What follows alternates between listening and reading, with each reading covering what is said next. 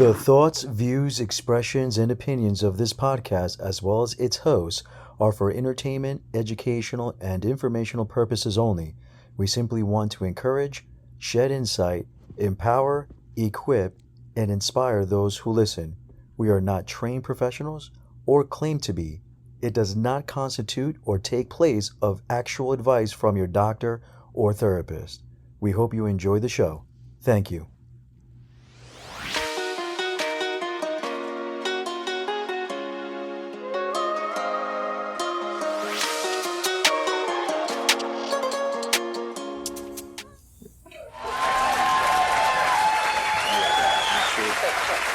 Checking, we're mic checking. You're live. We're not Is mine on? Yeah, yours is on. Yeah.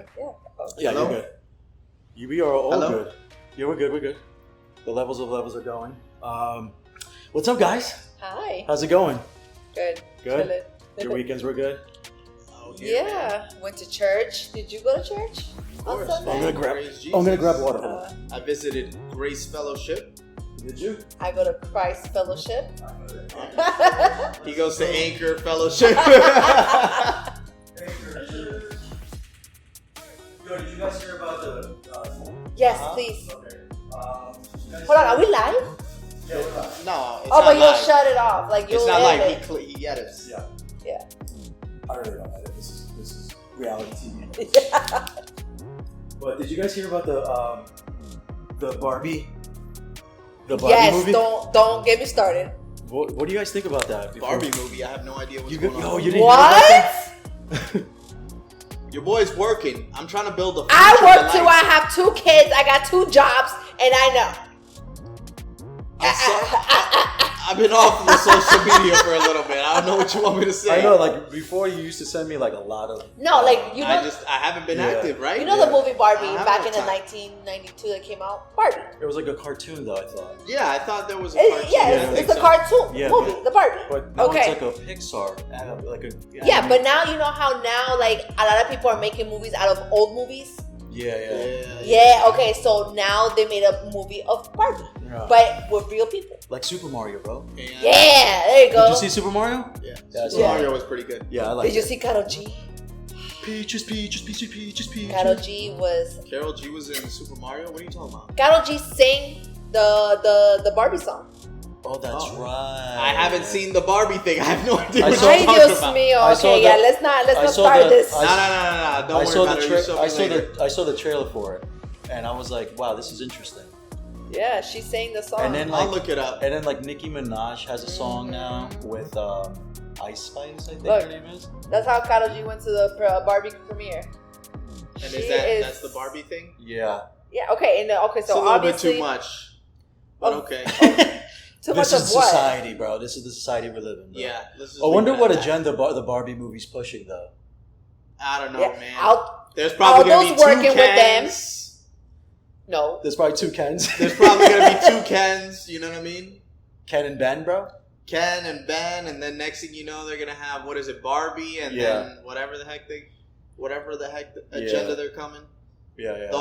It's the whole Look, Netflix Barbie. thing. You know. Like you can't see. You know Barbie. I obviously know the Yeah. Okay. yes, So they're of making the course. movie out of it. There you go. It's the whole like Netflix epidemic that I like to say. You know, at this point, you can't see Bro. anything on Netflix where there is not. They like, even came out with the Cheeto movie.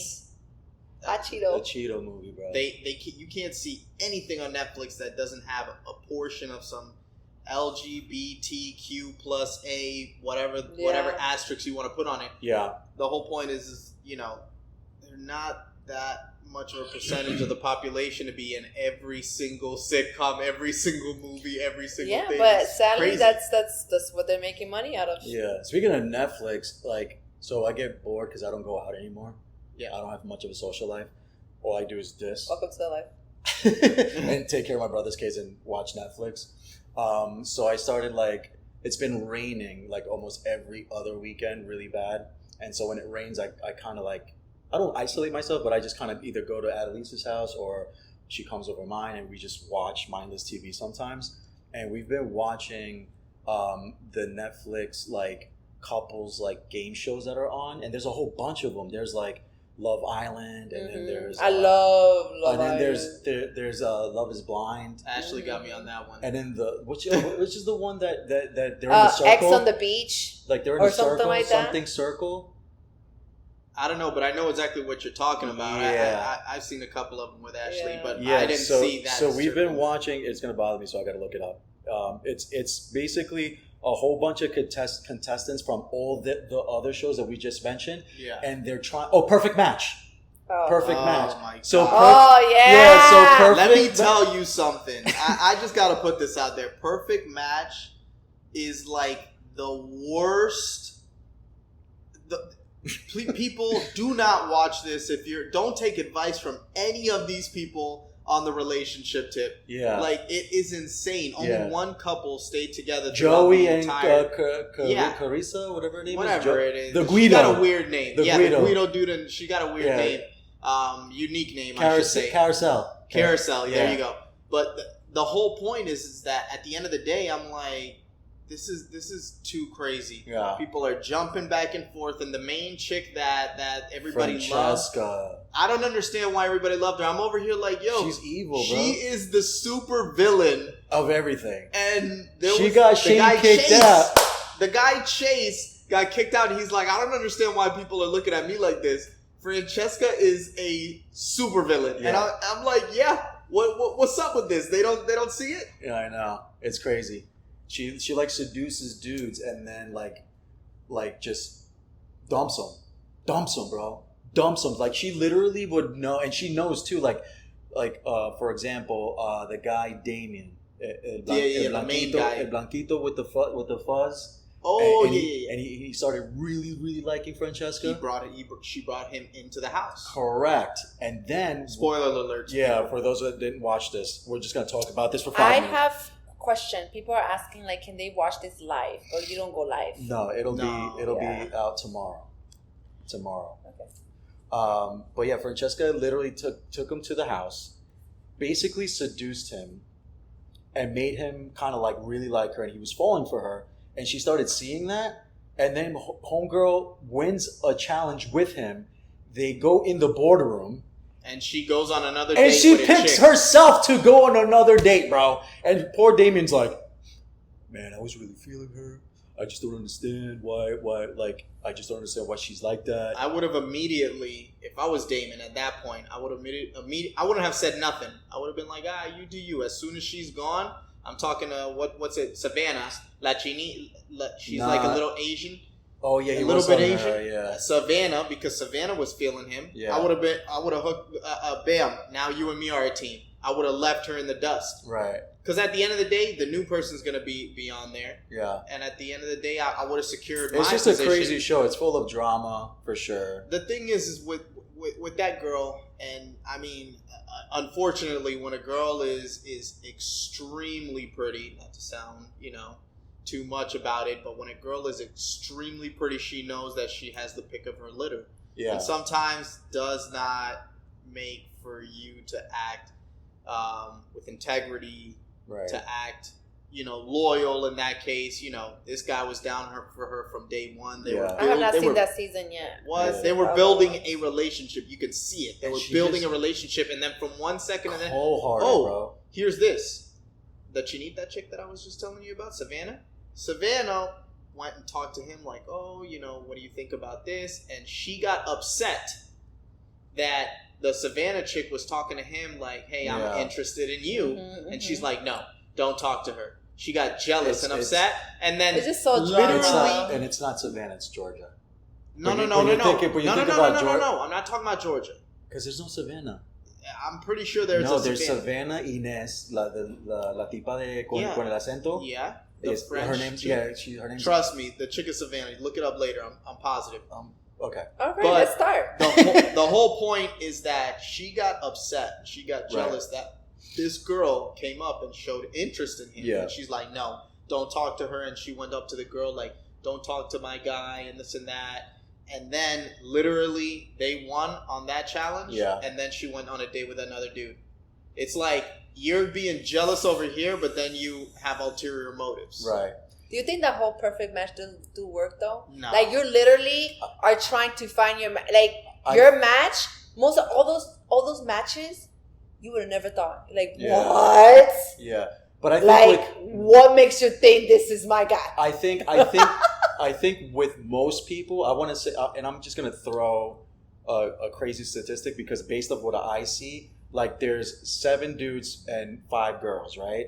And out of the 7 dudes and 5 girls on that show, I think only 2 take it seriously, and everybody else, they know that they're going to be on Netflix. They know they're being recorded, so they want to just be out there for clout, for their followers, because every single one of those contestants has a social media. They have an Instagram. So the more they act out, the more they while out, it's more of like a stock that they raise for their following. So I don't think everybody there takes it seriously.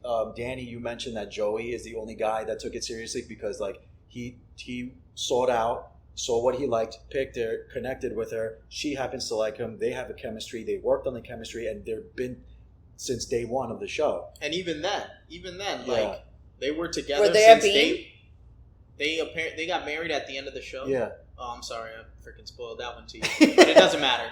It doesn't matter. It's not surprising. But I'm saying, they didn't get married, engaged, I should say. Yeah. Because I don't know where they're at today. Right. I kind of because don't care. they recorded it last year. Just go to IG and you'll find everything out. Yeah, for sure. Yeah. But at the end of the day, is like even so, like they were in a relationship from the beginning of the show, and it's like, oh yeah, what difference does it make? I'm just gonna kiss this other guy, and it's like right in front of him, and that's supposed to be acceptable, right? You know, like that's a basic no-no, right? Yeah, for sure. You know what I mean? But that's what I'm saying. Like it's 1 + 1 = 2. Yeah, so it's pretty safe. Like 7 guys, 5 girls. But they switched it up. And they keep on switching it. They switched it up. But sometimes it was 7 girls, 5 guys. The right. whole point is to kick But the whole point out. is like the percentages really were on the net negative versus it being a net positive because not everybody was taking it seriously. Everybody wanted to just while out, have a good time, do it for the experience. They know they're being recorded. They know it's going to be aired on Netflix. So they're doing the most. And they're being, especially I don't want to sound like I'm being biased here, but I am a little bit because I just go by what I see because I do see the show. And it feels like the females in the show, they're like, they go above and beyond to be extra. You know, these females are under 30 sometimes. Yeah, they're in their 20s. Come on, like let's just be real. Early 20s, late 20s. Yeah, this is the opportunity for you to be IG famous. You know, this is the opportunity for you to get all the fucking followers you dreamed of. Mm-hmm. They are gonna be extra. Yeah. Why not? Yeah. I would. The hell? Yeah, but so if this is the opportunity for me to get somewhere in life, I'm gonna be extra. I'm gonna be outstanding. You know what I did pick up on sometimes though? Like I would I would psychoanalyze people, and I kind of was like looking at Shane, and Shane to me brought out like a little bit what I dealt with early in my life, like with the traumas that he dealt with, and like I was very angry because my dad was a very loud and angry person when he was like trying to like rule over the household and making sure everything was running straight and running smoothly. And if me and my brother acted up, like he would, you know, strike. Yeah, like chancletas would be out, you know, la correa will be out, and like this will be out. So that causes a lot of trauma, and I think that he came up from that upbringing because every time that Shane wouldn't get like his way in the most minuscule way, it doesn't have to be something big, but in the most minuscule way, Shane would kind of like snap, and it took me back. I'm like, bro, this guy has like some mental health underlining things. Maybe he's not super into like the whole mental health thing, but like I think he did show some underlining stuff where it's like, bro, like relax. First of all, it's just a show, and I know that you're investing a lot of your feelings in time. He was actually wanting to find that perfect match situation. Exactly, but I think that he had some underlining stuff where mental health was definitely like a thing that he needs to kind of address on his own time, obviously, because I felt like, man, he's dealing with a lot of like internal stuff. Like maybe he's he's not angry at... Well, Ashley showed me like a clip where he was just like tripping. Yeah, he was bugging out on like social media. So I think mental health is very important. Speaking of mental health, and I did see something on, I forget where it was. I'll pull it up right now. But do you know the Anderson on CNN, Anderson Cooper? and he does interviews, and he was interviewing the guy that used to do the Daily Show. What's his name? I have no idea. Great, man. Am I the only white boy in here? Yeah, Pretty much. I think that. Yeah. So he was interviewing Colbert. I think his last name is Colbert, and like they were talking about like the whole like theology of being a human being. Like, are we losing our humanity because of social media, and we're being so numb to certain things that we just kind of like go through life without addressing certain things that hurt us? Because even the Bible says that we are to go through some suffering while we live here on earth. You know, God says that we are going to. It's promised that we're going to be blessed, but we're going to go through some suffering, and going through the suffering will actually build character in us. It's a character building type thing, and I think this is what he said. And I want you guys to kind of like chime in because I do have the video. Is this part of the live? I'm sorry. Yes. Oh my God! So you're not gonna edit this? No. No, you are. The whole thing is going. No, you. All right, so let's listen to this. Listen to this. He asked them this question. Watch. You told an interviewer that you have learned to, in your words, love the thing that I most wish had not happened.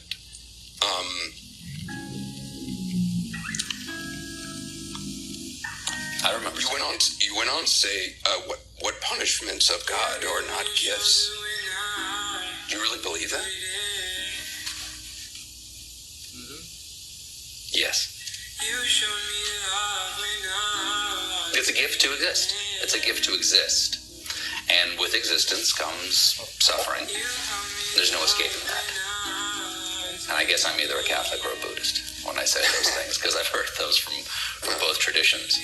But I didn't learn it that I was grateful for the thing I most wish hadn't happened, is that I realized it. Is that, and it's an oddly guilty feeling. It doesn't mean you are happy. I don't want it to have happened. I want it to not have happened. Right. But if you are grateful for your life, which I think is a positive thing to do, not everybody is, and I'm not always, but it's the most positive thing to do, then you have to be grateful for all of it. You can't pick and choose what you're grateful for. And then, so what do you get from loss? You get awareness of other people's loss. Well, that's true. Which allows you to connect with that other person, right. Which allows you to love more deeply and to understand what it's like to be a human being, if it's true that all humans suffer. Right. And so, at a young age, I suffered something so that by the time I was in serious relationships in my life, with friends, or with my wife, or with my children, is that I am understanding that everybody is suffering. And however imperfectly, acknowledge their suffering and to connect with them and to love them in a deep way that not only accepts that all of us suffer, but also then makes you grateful for the fact that you have suffered, so that you can know that about other people. Mm-hmm. And that's what I mean. It's about the fullness of your humanity. What's the point of being here and being human if you can't be the most human you can be? I'm not saying best, because you can be a bad person and a most human. I want to be the most human I can be. And that involves acknowledging and ultimately being grateful for the things that I wish didn't happen. Yeah. Because they gave me. Yeah, so. Yeah, you have to take the good with the bad. Yeah. So what do you feel about that? Like, do you feel that sometimes, because sometimes when you're suffering in real time, you don't want to be in that place. You don't want to be in that season. Who likes to suffer? Yeah. Nobody. Yeah, nobody. It doesn't really matter what it is. Friendship, relationship, family, a lot. I mean, it's the suffering that you don't want to feel that. Right. But at the same time, like, it's part of life. Yeah, it's part of life. If you don't suffer, then you're not learning nothing. Exactly. The thing is, it's an essential portion of life. Yeah. Because, whatever you have in life is a product of suffering. Right. You want a house, you're going to work your butt off. You want a car, you're going to work your butt off. You want a degree, you're going to study your butt off. You want muscles, you're going to work out like crazy. Right. Everything in life that's worth having is worth suffering for. And work, yeah. And work. So at the end of the day, there's always a negative, but to obtain a positive, the whole point is, just point your view in a positive position. Right. And I think God so designed that so perfectly. Yeah. Because I think God knew when he created man, when he created humans, right? I think God knew that if I put them through some suffering, that everybody's gonna somehow, some way learn from their experiences and learn from their sufferings, and actually be a perspective shifter. So if you had a perspective that you're looking at a dark world, and then you go through some dark things, and then you come out of that, and now you're looking at the world with a more grateful heart, and you have more gratitude towards life, you start to love deeply, like he was saying. Like, you love deeper, and your empathy increases. You're more empathetic for people. Like, you start feeling bad for Vanessa or for Danny. Like, you may be going through some stuff that maybe I didn't walk through, but I know what it is to suffer because I walked through some stuff of my own. So I can empathize and say, man, Danny's really going through some stuff. But a lot of people don't empathize. Like, a lot of people will do suffer and learn, but it's not in them to be feeling sorry for another person. Like, they've suffered, they learned, but it's just not in them, and it's crazy. I think that's a lack of relationship with the Lord, because I think that anybody who has some kind of a relationship with God, they'll be able to, like our pastors would say it all the time, even in Christ Fellowship. Todd Mullins, Pastor Todd would always say that having empathy for your brother and sister in Christ will actually allow you to love like Jesus did. You know what I'm saying? Because Jesus loved everybody. Exactly. But now look at this is how similar it is. When you love hard like Jesus loved us, he was beaten and he was killed. And this is what happened with us. We love hard and we get stabbed in the back. We get betrayed. We get hurt because we love so hard. And what did Jesus do? He loved us so hard that he died. Yeah. Well, here's another thing, though. Talking about, all the things that are worth having is worth working for and everything, and accepting that negative and accepting the bad is that if you, like, I'll speak about myself. If I didn't go through my previous relationships and everything, like, I know that I wouldn't be as good of a boyfriend as I am right now. Right. Like, me and, like, with Ashley, I'm freaking, I feel like I've been the best boyfriend that I have ever been so far. And I know it's only going to just keep growing and growing. Right. But the whole thing is that you go through situations where you didn't appreciate stuff. So now all of those little things you appreciate far more. Right. I sent Ashley a text earlier today. I was like, baby, I love how you I appreciate so much all the little things that you do. I appreciate you motivating me and everything because it brings me, pushing me to be the best version of myself. Right. Where in the past I would feel like attacked, but I know that it's the pushing, it's the motivation. Yeah. If she didn't love me, if she didn't care for me, she wouldn't be doing that. Right. And that's the whole thing. You got to shift your perspective on it. Right. That's true. Yeah. Yeah. I think you learn. Yeah, absolutely. I think that when you're intentional with wanting to learn your friend, even if it's not a romantic relationship, let's just talk about friendships, right? I've had a fair share of buddies and friends and homegirls and stuff like that, and sometimes people burn you. Let's just keep it a buck. Yeah. Like, people burn you. It happens all the time. And then I read this quote years ago, and it always stuck with me. It said that you will get to know your true friends when something chaotic or happens to you, or you're in a crisis, because then you'll know who your true friends really are. So you have to go through some really, really chaotic crisis type of situations to know who your friends really are. I mean, it happens when you, for example, you're in a good position in your life. You have your own business. You're your own boss. Then you have all these friends out of nowhere. They partying with you in VIP and here, and then, oh my God, Danny, and then out of nowhere, because it happens, you lose everything. Right. Something happens. It can be through the pandemic. It can be just, I don't know, you just can't afford it no more and you're down. Where they at? Mm-hmm. It happened to my brother. I seen it with my own eyes. Yeah. It happened to my dad, rest in peace. Right. Like, it's just, that's when you know who your friends are. Yeah. And the older I get, I don't even need to be, well, I have my own business, yeah, but I don't need to be like owning this, owning that for me to have friends. Right. The older I get, the more alone in my circle is less than 5 people. Yeah. And I used to be the one that was like out every time, 7 girls up and down. Like, I've been there, done it, and now no se me apetece. Like, it doesn't like appetizer. Yeah, to be the center of attention again. You don't have that desire to. It's just do that. The more low key I am, the better. Yeah, I think too. Like, because I always look back to how Jesus kind of walked the earth, right? When he was 30 and did his 3-year ministry. At age 33, he was already crucified, right? But in those 3 years, he was walking with 12 disciples, but he kept his inner circle really small because he had Peter, and he had John, and he had Matthew, who he kind of really confided in, and all the other disciples were just there for the ride. And yes, they saw the blessings. Yes, they did ministry. Yes, they evangelized and did the things that Jesus was commissioning them to do. But he had his close friends, you know what I'm saying? So I think it's very important as we get older that our circle becomes more of a quality than quantity. I think quality is very important when it comes to your inner circles. Like, you're part of that inner circle because, like, I have a bunch of friends that I really don't like do life with because I just don't need that in my life.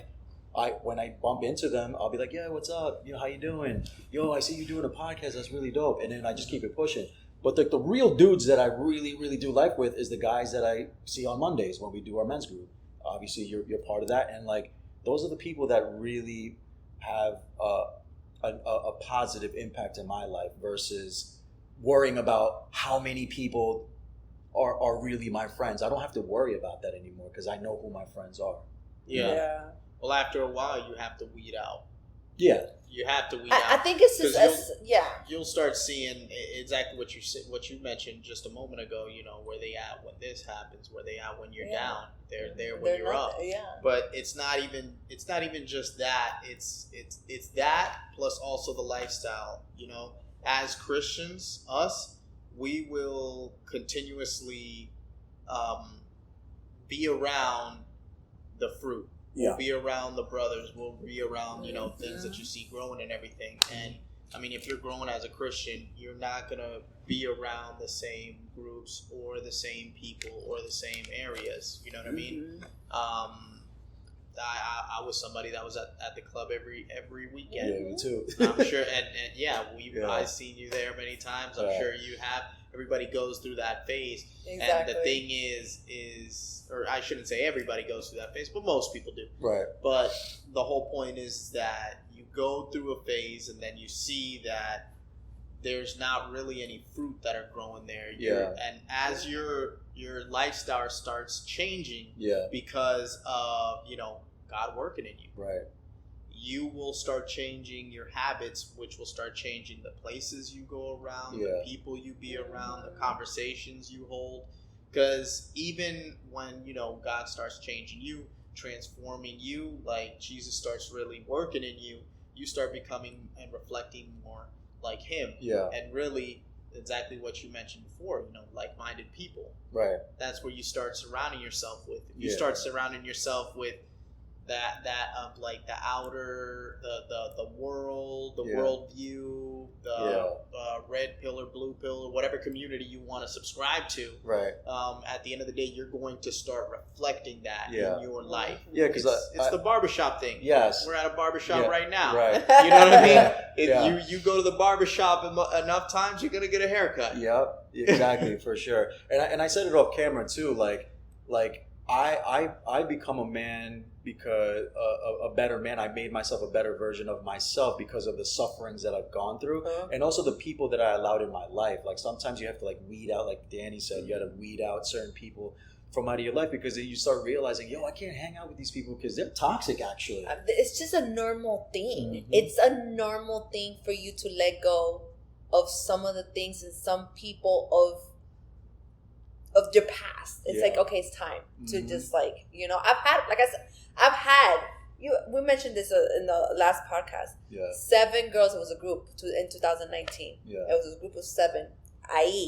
And every time it was either Bencos, Canela, here, there. It was all, and then it's like the pandemic literally was the reason for us to part our ways. Yeah. If it wasn't because of the pandemic, maybe, but just maybe, someone would be still together. But guess what?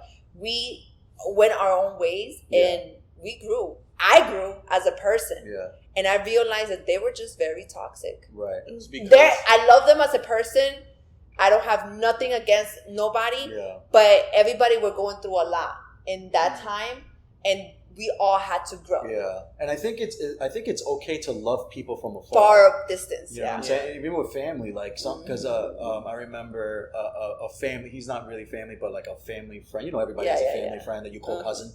So like a Latin thing. Yeah, that's such a Latin thing. What's up, but like, so a family friend of ours in my family, they were in a really, really, really toxic relationship with his mom, and they would always bump heads. They couldn't live under the same roof anymore. So once he moved out, the relationship got better. Mm-hmm. Like the relationship started flourishing. Like the minute he placed distance between him and the mother, like after the mother kind of got over that her son left her, once she got over that and came to a realization like, wow, this is a better dynamic and we're actually better humans and we could love each other in this new way of doing relationship, you realize that sometimes you can't just be in that proximity. Sometimes proximity means you have to be apart, because you can't live under the same roof, because you're just too alike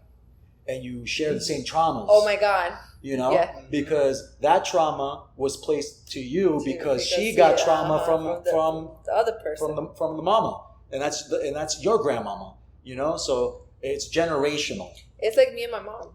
Me and my mom, we were cats and dogs when we lived together, but you know, when I had my kids and I had the father of my kids, we separated, and me and my mom are like this. Yeah, like it's crazy how that works. It's wow.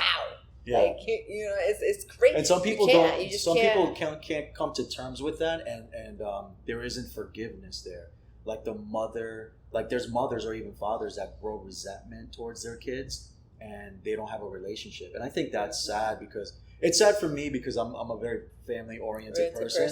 So when I see that someone is not having an actual relationship with their parent, that's kind of sad, because it's like, what are you going to do when they're no longer here?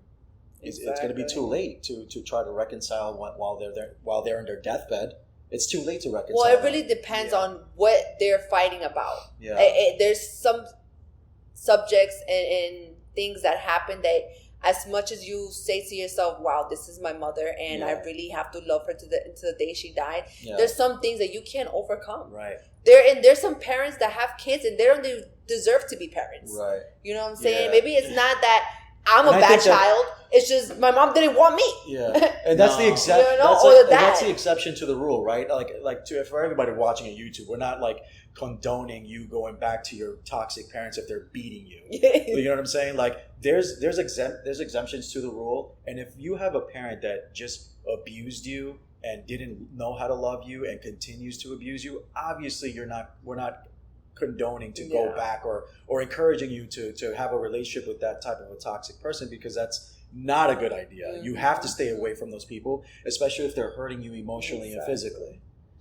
You were going to say something? Yeah. I always say that basically it sounds kind of crazy. If I was president, you would have to get a license to have children. It sounds a little crazy, but at the end of the day, I think that, being a parent is such a responsibility. Mm-hmm. It's crazy, you need a license for a vehicle, right?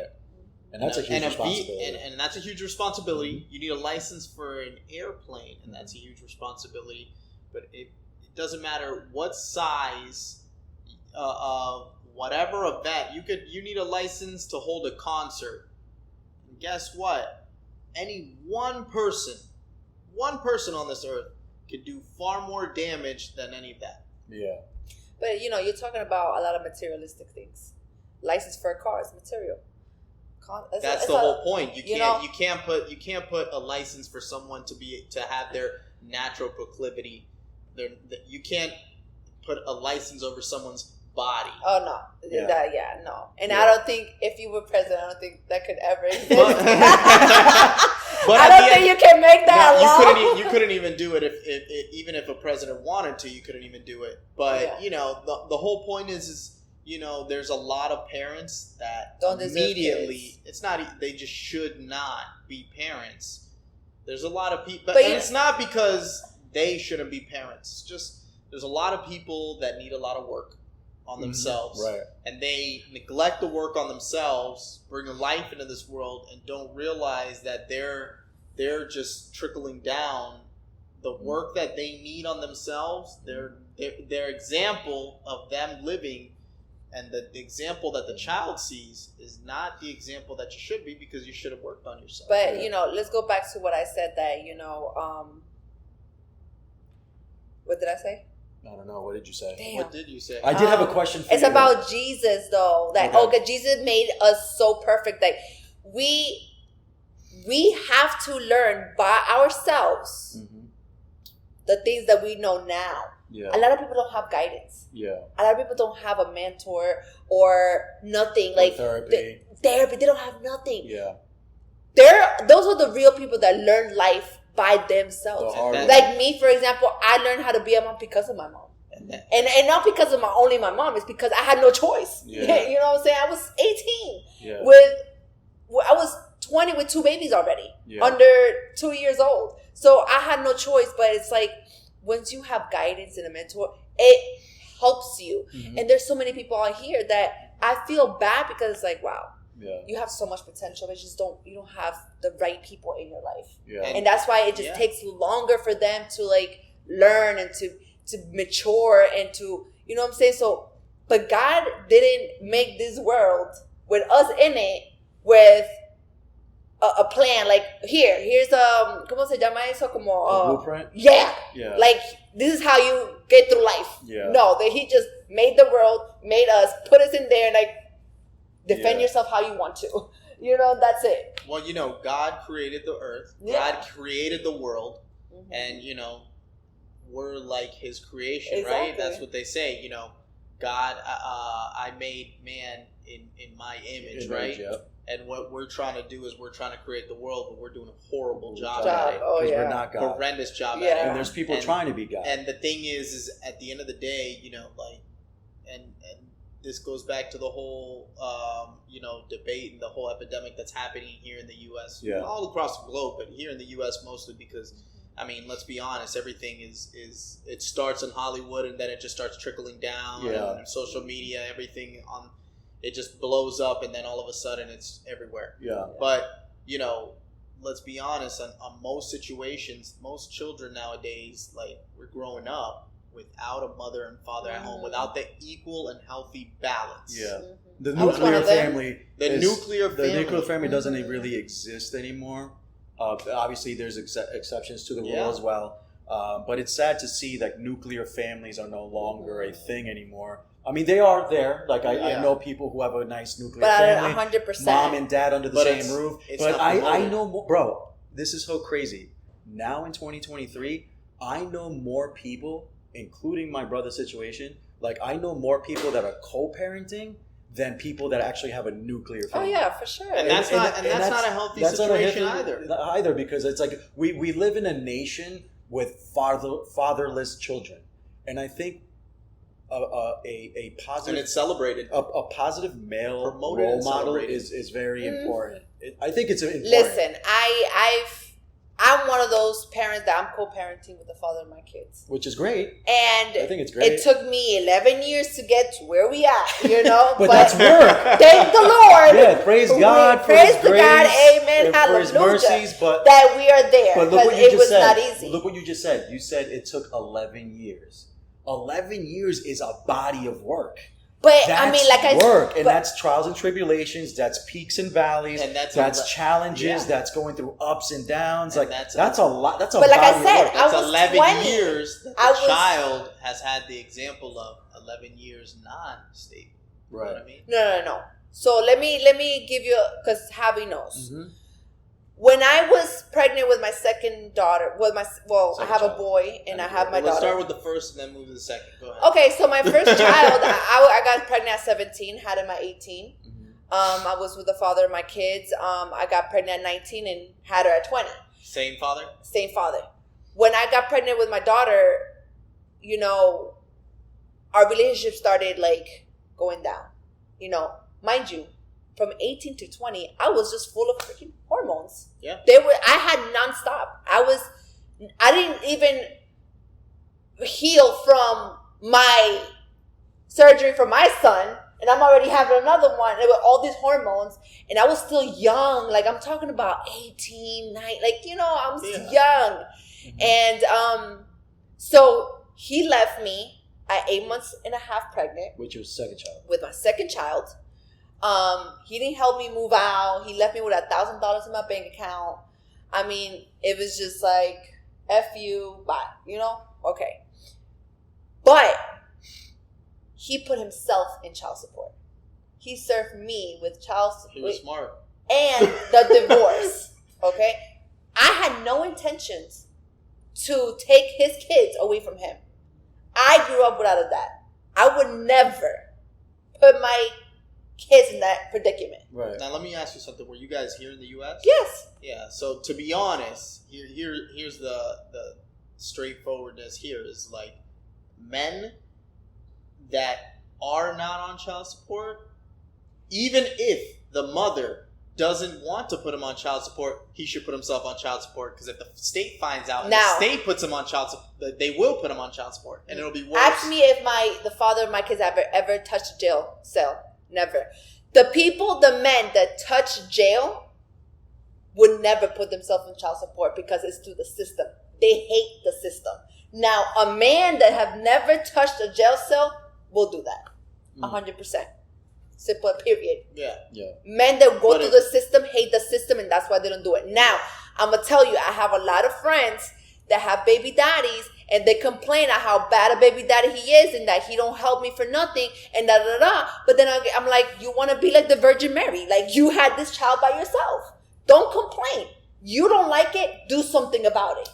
You don't want to be this couple that, I don't want to take my baby daddy in child support. I'm sorry. We're in this world of 2023 that you have to.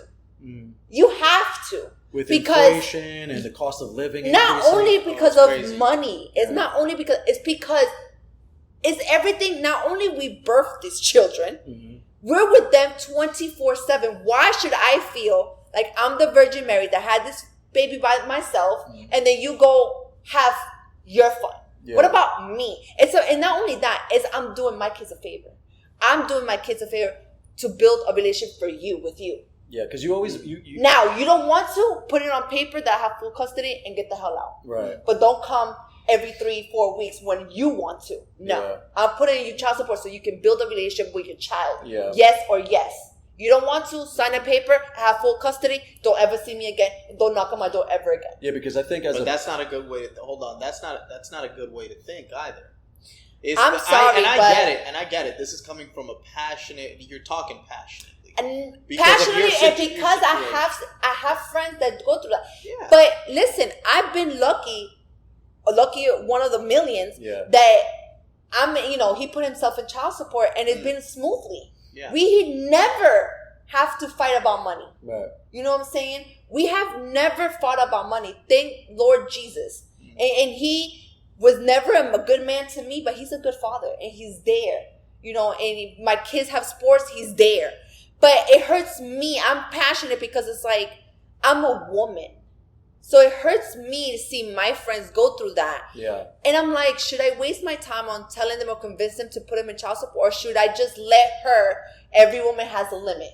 Yeah. So I'm going to just let her sometimes you crash until she's there, until that limit. Sometimes you have to see people fall to learn. Well, I'm just lucky that he put himself in child support. I didn't have to go through that. So this is the thing, is that not only, as I mentioned before, like, as a man, you should put yourself on child support. Not because... I'm not saying that because, hey, like, you should dish out the money and you should pay. Yeah. Of course you should, because that's your child. Right. But I'm saying that in terms of, like, if you are smart as a man, you would put yourself on child support, because the state is gonna put you on child support even more than what you or the mom will put them on child support. Now, here's the flip side though, is that you're also an exception too, because the majority of the times, like, the man is not serving the papers and leaving his family. Right. Now, I'll say this though. Really, at the end of the day, and I know, this was when you were 18, 20. You probably weren't, like, on your Christian level with God. You probably weren't on that walk. I was there too. I was in and out the church. You're not sure. Javi was there. We've all been there. But at the end of the day, what I would suggest to all the women, this is all the women out there, for my sisters, like, honestly, if you're not ready to have a kid, if you can't have that responsibility, don't be out there having sex like that. Mm-hmm. And this I have to disagree, but I'll let you finish. No, finish. Well, finish. This is the thing, is that first off, obviously the Bible says it, and we can't be cherry picking Christians and say, hey, I'm gonna pick this portion of the Bible and I'm gonna abide by this and I'm gonna follow this, and not abide and follow by the opposite, mm-hmm. or by the next thing. But at the end of the day, it does you far more harm to have a child with a baby father than to have it within a marriage and within a household, and basically the guidelines of what biblical truth is. Yeah. The guidelines of how the Bible tells us is far better, not only for yourself, mm-hmm. not only for the man, and for the child. Yeah. The whole nuclear family situation that we were talking about. I mean, let's just be realistic. And at 100%, how many people really do follow what the Bible says? Who has kids at marriage? Out of 100%. Very few. Very few. Mm-hmm.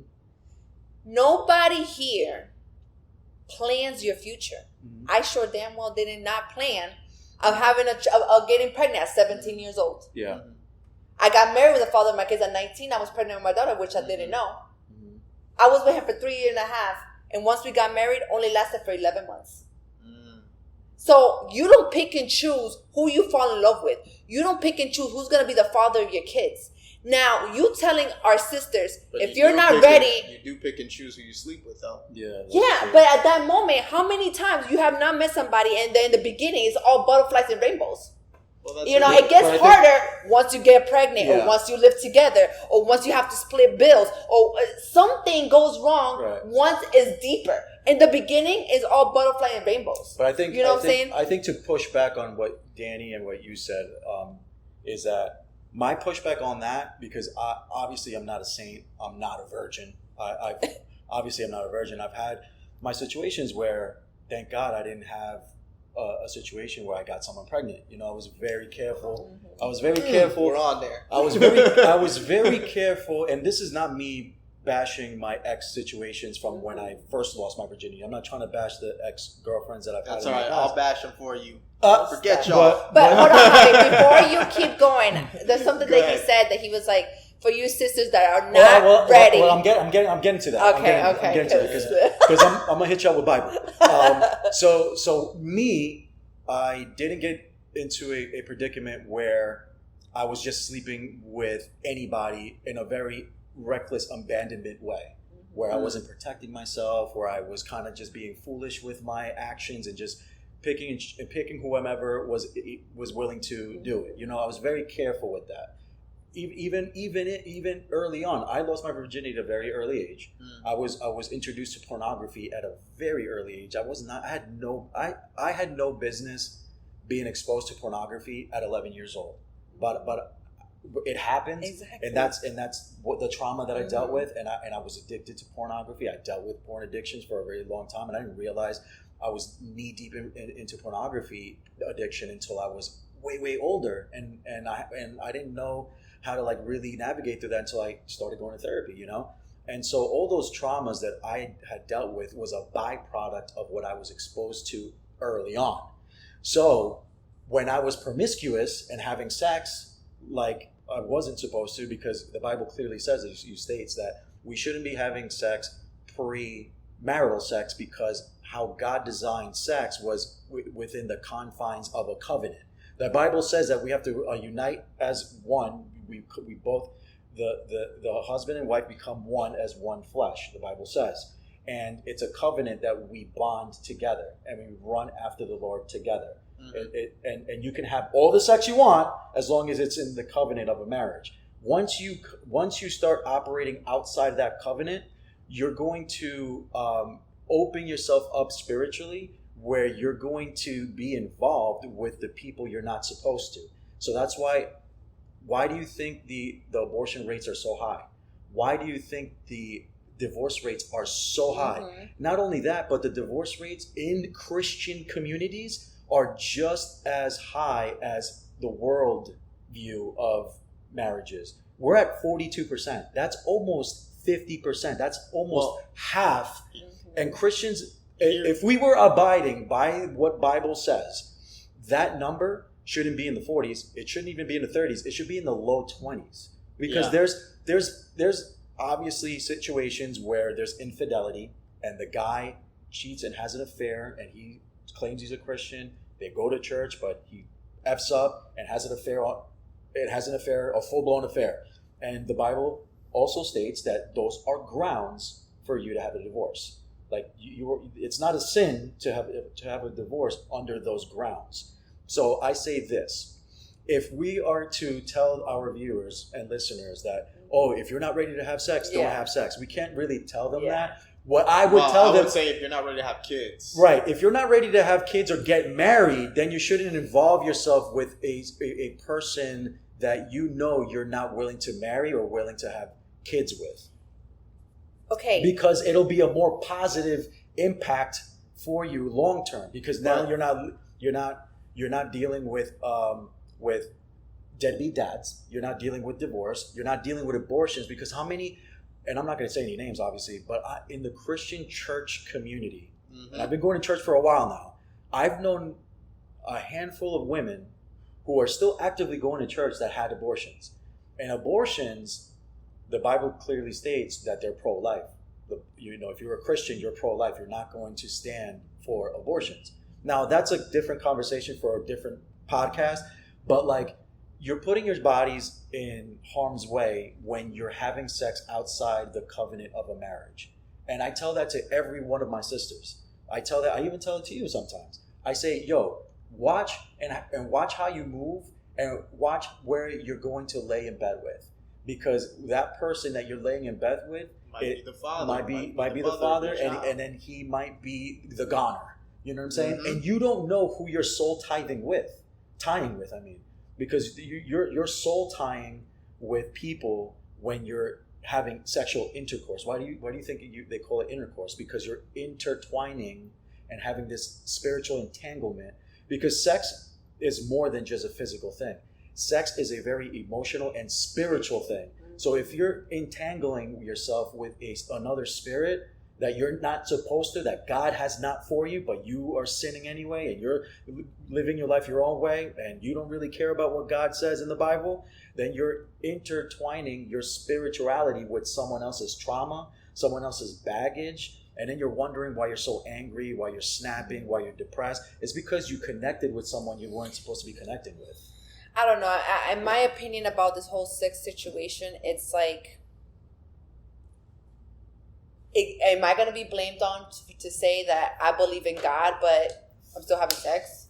Or because I'm not following what the Bible says, I'm not Christian? Well, the woman at the woman at the well, the Samaritan woman at the well, she was having sex with 7 dudes, and Jesus still came to her and had a conversation with her and told her that, hey, I know what you're doing. I know that you're filled with guilt and you're filled with shame, but I am the well. I am the living water. You don't have to run to other men to fulfill yourself. You can fulfill yourself in me. And once she saw that she was actually talking to the Messiah, talking to Yeshua, right?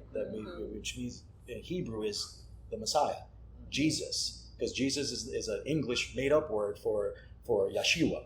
So she saw that she was talking to the living Father. And she became a whore. She went from a whore of the town to an evangelist, because after that conversation, after that dialogue that Jesus had with that woman, and Jesus had empathy, Jesus had love, and met her where she was, and says, even though you're sleeping with the seventh guy, you are still loved, you still have purpose, and I want you to sin no more and tell the world about me. And she cried, wept, felt convicted, and she felt rejuvenated, and she didn't feel that she was dead in her sin. She felt that I have a second chance in life now. So she walked away from being a whore and being of the town and a prostitute of the town, and she walked away being an evangelist. Because what did she do? The Bible says she went and told the world who she encountered, and who she encountered was the living God. Yeah. And it totally radically changed her life. And then everybody in the town wanted to know who Jesus was. And that's where Jesus and his ministry took off. So I'll say this about that is what I'll touch on what you just mentioned. You know, are you going to be judged for that? You are going to be judged, but not by us. Not by us. Exactly. By God. I have it on my chest. Yeah. Everybody's going to be judged one day, and you're going to be held in account. You know, your life. I'm going to be held in account of my life. Javi's going to be held in account of Javi's life. You're going to be held in account of yours, and everybody, all the watchers, all the listeners out there, everyone's going to be held in account to that. Now, I'll say this is, you know, like I'm far from, you know, perfect. I've had my fallouts, you know, like same as you. I had my promiscuous stage. Now, you know, I'm in a relationship and everything, Christian relationship, trying to, you know, follow God's words. Now, am I saying that, you know, we're walking perfect walk? Absolutely not. You know, but at the same time, you know, when I do have my falls, when I do, you know, do things that are, you know, I know are not right in the eyes of God, you have that conviction. And if you don't have that conviction, then that's when you should really be worried. Yeah. Right? That's when you should really be worried about, about your Christian walk with Christ. Because if you're really trying and really putting in your effort with Christ, you'll have that conviction. Yeah. And at the end of the day, you know, Bible says it itself. You know, like faith without fruits is dead. Yeah.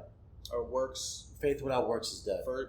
Faith without works is dead. Yeah. Like you will produce what you plant as those seeds. Yeah. You know what I mean? So John 15. If you start becoming more like Christ, you will start having more conviction about those things, which will kind of stray you away from those things. Yeah. Now, when I say the whole thing, you know, like all these women, you know, really, it's not just women, men and women. Like you guys should not be having sex unless you're ready to have a child, unless you're really and ready to take up that responsibility. And we should be teaching this to our youthful, because now the youth is thinking, hey, you know, it's all right good. Thing to do. Everybody's doing it, so let's do it. But at the end of the day, and that's a lie from the devil. Bro. It's crazy. But at the end of the day, the truth of the matter is that if we give everybody a pass and say, hey, everybody's doing it, so it's all good,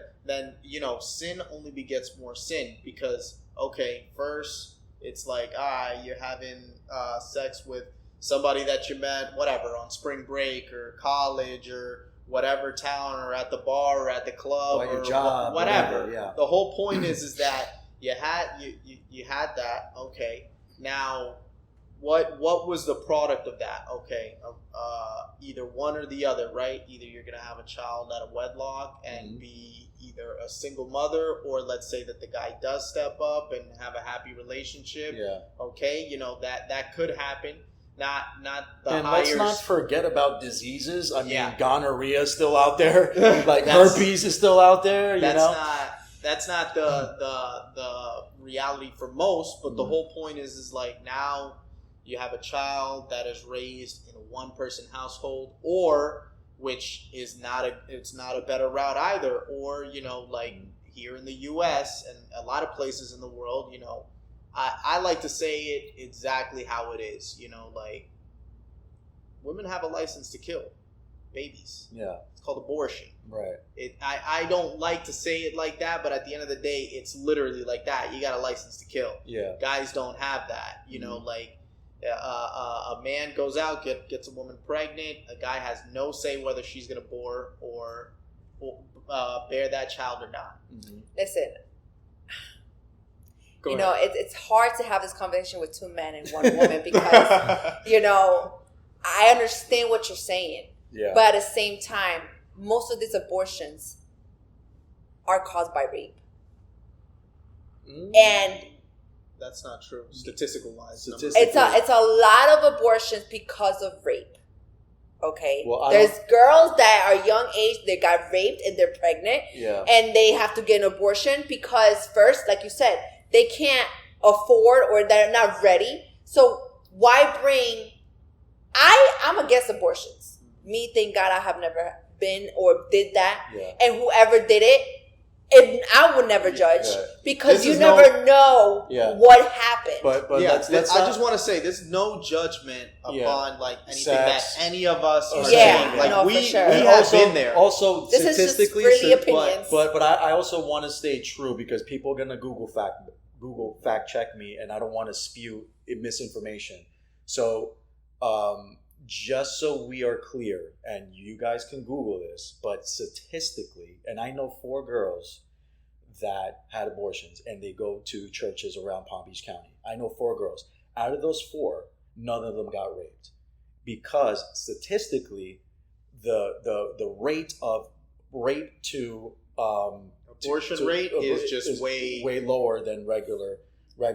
Because if it was rape, then then 4 of the girls that I know, even if you double it, triple it, then it doesn't matter. Then I would. I mean, because let's be honest, nobody in this room knows anybody that got an abortion due to a rape or a sexual assault. I do. Yeah, I don't. But I don't, and I know 4. You know what I'm saying? And like we can Google check this. Like statistically, rape is pretty low when it comes to abortion rates. In U.S. because in Latin, South America, and everything which is Colombia, Costa Rica, that might be different. All those countries, their percentage is very. So when I say the percentage is high, it's all over the world, not just U.S. Okay. Yeah. Okay, just all the world. And that's why I'm saying like I'm against abortions, but when it comes to rape, like I would never judge. You know what I'm saying? Mm-hmm. Especially when you're a very young person.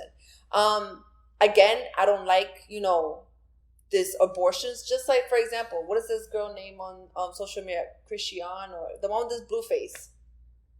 Oh, the guy, the blue face's baby mama? Yeah. Like she literally was so proud to say, oh yeah, I had an abortion. This, like all this time that he got her pregnant. And it's kind of crazy. And like, now back she's in the day, pregnant. that would be a shameful thing to say. Yeah. And you know what I mean? Like, but see, that I won't justify. Not to mention, what happened there. I don't even know the story. Nothing. For those that they're don't just know. very two toxic persons for each other. Yeah. And but it wasn't rape? It wasn't? No. They were together. Okay. They were just very toxic. And she got a lot of trauma. She ended up getting pregnant. And this is the last time she got, and she decided to get to have it. And then she had an interview saying like something about, oh, I'm sorry if I had an abortion. I'm sorry if I killed you, baby, but now I'm gonna have this baby. What? Yeah. But again, she don't have guidance. Exactly. She don't have the right people. Now one person that she's around is Christian or goes to church. And now one day, now she had. You're saying that she had a child by the same guy? She's pregnant currently right now. With the child of the same guy? And they're not together. But every time he goes back, she's there. He goes to the next baby mama, and then she goes back. It's very toxic. So here's another thing though. If she has this child, I don't know what stage they're at, whatever. But if she has this child, one day she's going to have to tell her son or her daughter, hey, I aborted, I killed your older brother or your older You don't have to. They're in the media. It's gonna happen. Yeah, they're reading. You're saying it's. But I'm telling you, by the person how she is, so she doesn't have to say it, but it's gonna one day gonna.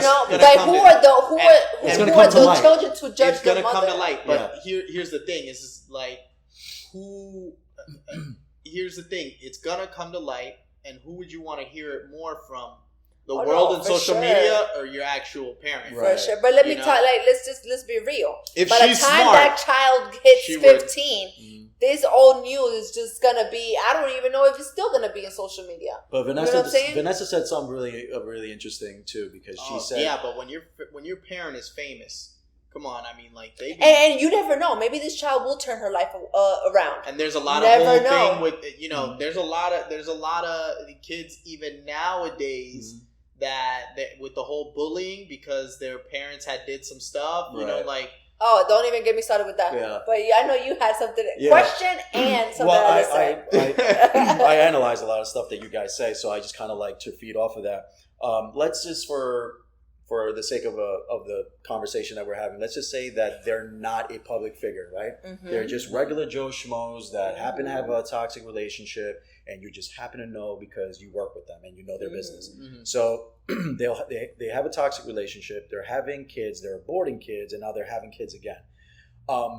Vanessa brought something that kind of rung a bell in my head. Like you said that the girl involved in that relationship clearly is showcasing a type of trauma that she's obviously been under. Mm-hmm. Like whether it was trauma from youth, trauma from her young adolescence, or even trauma when she was a young teenager. We don't know the story, but there's clearly... It's all on social media. Google her and you will see all her life. It's clearly that she's showcasing and really... She's pregnant with a child. Where do you think that trauma's going? Yeah, exactly. Yeah, but I had, before I had kids, I had traumas too. Mm-hmm. And I had my first at 18 and I had traumas already. Right. So when I had my child, my life did a 360 for the better though. Yeah. I could have been a mother that leaves my kids with my mom and bye, like all these girls are doing now. But see, that's they will leave their kids with their grandparents so you can go party. But that's the choice that you made because you had that in you. But that's what I'm saying. But what happens? Some people don't have that in them. But what happens if this baby does turn her life away? There's a risk. Yeah. Maybe she'll be the same as person as toxic she is, or she will. This baby, once you see her or him, it could change you. It can change you completely. And there's a cost too. Mm-hmm. Here's a flip side things that the unspoken truth. And this is the thing. Like even the Bible says it. The more truth that you speak, the more that you'll be hated. Right. Because that's just the truth. Yeah. That's the true fact about it. The more truth that you speak, the more that you're going to be hated. Because like that, we're the saying. People can't handle the truth. The thing is like whether you're a male or a female, you have a child, right? Mm-hmm. Two things are going to happen. First off, there's going to be a lot of the opposite sex that is going to have second thoughts, or going to be reserved because it's like, hey, this person has a child. Do I really want to take them seriously in this type of relationship? Right. And I'm sure that you went through that. My situation is different, but yeah. But not only that, but also there's going to be that position, and then when you truly do find that person that's there for you and that really loves you and cares for you, and you marry that person, you're also going to have that type of sting with yourself. That's going to be like, man, I wish my child, because once your child's born, you love them unconditionally. Right, it's crazy, but not that I wish I didn't have my child, but I wish I didn't put my partner through that, because I know in some cases it hurts a little bit. And nowadays, because of the way that kids are being raised and the way this epidemic is going, and the social media and all this and that, you have a lot of kids that are just out of control, like. Do whatever, say whatever. Because you're not my father, you're not my mother. You can't tell me what to do, this and that. And then it's like, hey, and here's the second thought at that point. I need to put up with this child for her, or I need to put up with this child for him.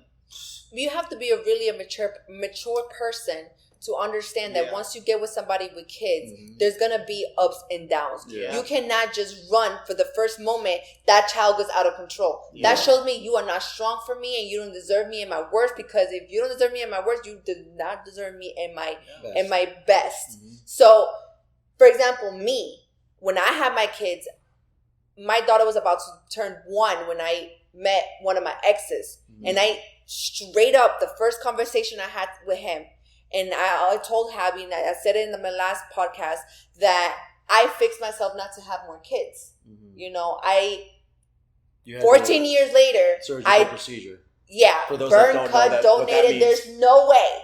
It's 1% that you can ever be pregnant, you know. But I say, and I've never regretted my decision. I have my 2 kids. One, the father of my kids. That's it. Okay. And I told him, I'm like, listen, you have no kids. I have 2. I cannot have no more kids. Either you in or you're out. Yeah. Decide right now. I'm not a type of woman that's gonna make you fall in love with me. What if he turned around and said he wanted to adopt? Would you be open to that? Later on in life, I was still young. My daughter was so I was 21. I would be open later on in life. Maybe if I would still be with him by 30, 32. It's not that easy to adopt. Mm-hmm. 32? I'm 32 in a couple hours. Oh, so tomorrow's your birthday. Hey. Happy birthday. Thank you. So if I would have been still with him at this age, maybe. Mm. And, if we're good financially and everything, yeah of course. Yeah, because my friend. I love helping kids that are not even mine. So why not? You know what I'm saying? I think it took. There's a lot of people that actually want to adopt kids. It's crazy.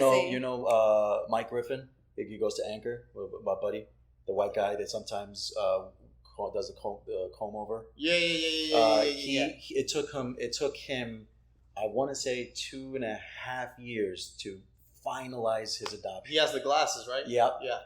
And he adopted Jaden. Yeah. And it took him. They had to foster him. What's his name? Josh? No, Mike. Oh. Okay, I have a friend Josh too, and he adopted 2. But he adopted with his wife, right? Right, with his wife Allison. So do they have a biological child? No, not yet. No, it's just them 2, and they adopted. And they adopted Jaden. Yeah, that's it. So they had to go through the back way. Like they had to first, to my understanding, and I could be wrong. So sorry, Mike. I want to say that because he was in the foster system already. And then when Mike wanted to foster him, they put him in the foster program, and Mike had to go through the whole interviewing process and take the appropriate assessments to qualify to be a fit foster parent. Did they know detour sidetrack? Did they know Jaden before? Before he was in the system? So they essentially met him in the foster system, and then they felt that they got a calling from the Lord that they wanted to adopt this kid after they were fostering him. So they didn't know him before? They didn't know him before. They got to know him when they were fostering him. Yeah. So that's when they really got to know him. Once they really got to know him, and Allison obviously was for it, they pushed to finally adopt and be a permanent situation for the kid. Yeah. But it took forever, bro. I didn't know how hard it is. It is. It's very hard. Adopt. Which is crazy why they make it so hard. But different states when there's vary. a lot of need. It's a lot of need, but you have to make sure the government is giving this child to the right people. For the state of Florida, though, is a little different. It's a little more difficult. I think it's just difficult all the way around. You see what I mean? It's hard to adopt a child. Should be at least a little difficult to have one. Make a law, Biden. Come on, bro. Yo, this guy. Give people licenses. No, it's just how it is and how the world is. I mean, I am all in on how very strict it is to adopt kids, because these kids are coming from violence. They're coming from people that are drugged up all the time. They're starving. So Florida or any other place, they're making sure these kids end up in a right home. Yeah. So if it takes 2-3 years, by all means, baby, do what you, and if you really want to adopt it, and if you are the perfect parent for this, you're going to wait. Yeah, for sure. Period. I mean, adopting is a blessing. I think that if you're fit to adopt, then more power to you. God bless you. But I mean, Danny, you said it, like it's such a need. There's so many kids that Super just big need. don't have parents, bro. That they're I'd just love stuck. to do that. They're just stuck in the system. And We're I don't know able who who said this, but I remember what's his name? It was a pastor online on YouTube that he was actually talking about. He was in a roundtable conversation. He was just talking amongst his peers, and they were talking about the need of the orphans, like because the Bible obviously talks about the orphans and us having a responsibility to cater and help the orphan child, right? And he said that in reality, the main reason, or one of the main reasons why these children end up where they at in the system, is the lack of love. The lack of love, bro. And it's like it seems so simple, but there's people that just are not fit to be a loving parent, bro. And these kids get stuck in these systems. And not to mention the horror stories that we read about these kids in the systems. They get raped, they get sexually assaulted, and they get abused verbally and physically. So they're in a fail situation sometimes. They're not in a win-win. Because these kids experience these traumas early on that they grow up to be resentful to the world. This is life. And it's like, oh my gosh. And then they grow up being angry. This is where you suffer and you learn. Then they go from one system to the next. Because what's the next system? The prison system. They go from foster system to adopting system. And then they become old enough to go out in the world and do their thing. And then they end up in the prison system. So it's like a vicious cycle. And it's sad. You know what I'm saying? It's truly sad. You had a question for me earlier. I forgot because Danny interrupted. Thanks, Danny. I don't know. Wait, let me ask you this. What's the opposite? Because this was actually asked of me, and I answered it wrong. Because your knee-jerk reaction is to answer it the way I did. And I know you guys are most likely going to answer it the way I did. What's the opposite of love? Hate. And you would say? No. Indifference. What's indifference to you? Like no attention. So indifference is like apathy, right? Yeah. Okay. What was the right answer? That's the right answer. Because my you're right. Well, I mean, once again, he said it immediately. He's like, oh, your first thing is like, what's the opposite of love? Because love, when it was asked to me, I thought about lack it. of love. I thought about it after I said hate. I'm like, no, it's not hate. It's not hate. Of attention. Okay, now I get it. So, okay, that was a slow moment for me. So it is the opposite of love is apathy, right? Yeah. Because when you're apathetic, you don't care. You don't care about another living human being. You don't care. You're apathetic, right? God wasn't apathetic, but God did hate, and the thing that God hated was what unmake us. So what unmake us is what God hates, and what usually most of the time unmakes us is sin. Sin unmakes us. So God hates sin, and He hates those who He doesn't hate you, but He hates the fact that you may tolerate sin. Mm-hmm. So how does God work in a way in your life where, and Danny, touched on it earlier about convictions. My convictions are definitely different than your convictions. Your convictions are different than your convictions. However, we serve the same God. The same loving Father still loves us equally, right? Because He doesn't have favorites. He doesn't have a favorite son or a favorite daughter. He loves us equally, that He will meet Vanessa where she's at in her conviction, and He'll meet you where you're at in your convictions, and He'll meet me where I'm at in my conviction, because He's so sovereign and so understanding that He will meet you where you are. But He loves you so much that He's not going to leave you there.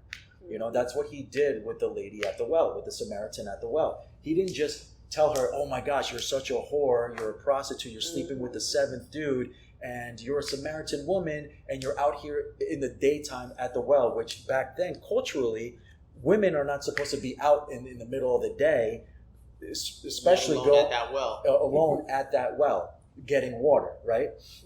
So, to encourage you. Yeah, she actually questioned, oh my God, you're speaking to me? Yeah, so to encourage you, because you had said, when we touched on the whole premarital sex stuff, and I want to say this to encourage you, because you said, you had a comment when we were talking about it, and you said, so what does that make me when I had sex before marriage? and how does God look at me, or how do people going to look at me? It's just more of a God, not people, because I really don't care. Right. So you turned it to how does God see you?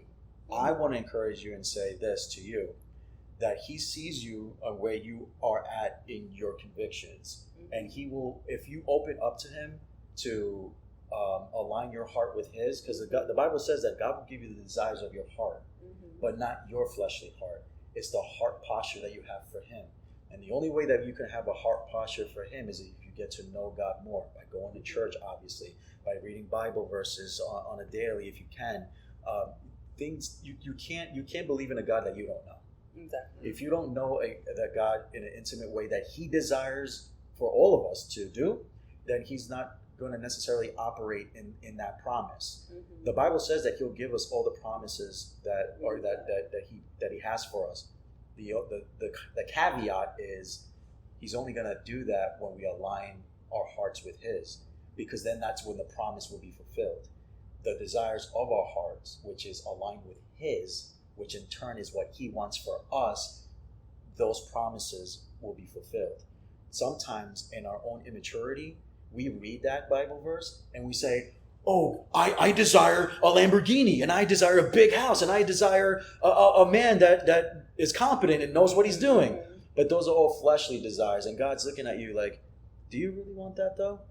Because sometimes I look back at my prayer life from years ago, and I actually thank God that He didn't answer those prayers. You know what I mean? Because before I was praying some crazy stuff like, oh, I want this, and I want her to like me, and I want to marry her. And thank God I'm not with her. You know what I'm saying? Because I'm not with the person that I am with today. And and that's God's doing. And stuff like that. So like sometimes we ask, everybody asks those questions like, oh, what does God think? I mean, how is God going to judge me knowing that I'm doing X, Y, Z? No. So I said it because it's like, when He said marriage, sex is supposed to be when, we get married, you know, and in the Bible, and if you don't do it the right way, you get, whatever. And I'm like, okay, so I'm a bad person then? Am I going to be judged by God? Well, but obviously I'm not a virgin, but, I've done what I have done, never thinking, wow, this is not the right thing. God is going to judge me, and this is not the right thing to do as a woman. I've never literally lived my life thinking that. Like, I lived my life knowing, okay, this is my journey for now. This is what happened. It is what it is. I cannot, plan my future. Like, I didn't plan to get... But God, the Bible says God is your author and your writer of your story. So He is planning your future. You're not necessarily planning your future, but... So sometimes... He is, but I'm not. Like, I'm not here planning it. Yeah. He is. Right. He knows where I'm going to end up. So I think that you're still walking... Oh, for sure. Like everybody else. In that journey. So yes, I think we have our journey. So God's going to meet you where you're at with your convictions, and then maybe... It could be a month from now. It could be a year from now. He's going to encounter you in a way that you're going to start seeing things different. And it should be okay, because that's growth. Yeah, for sure. You should definitely, as much as we want to grow physically and emotionally, there's going to be growth. Spiritually, there should be growth too. Like the Javi that was spiritually fit 5 years ago even is definitely a whole different Javi now spiritually. Yeah. I'm more intimate with the Lord.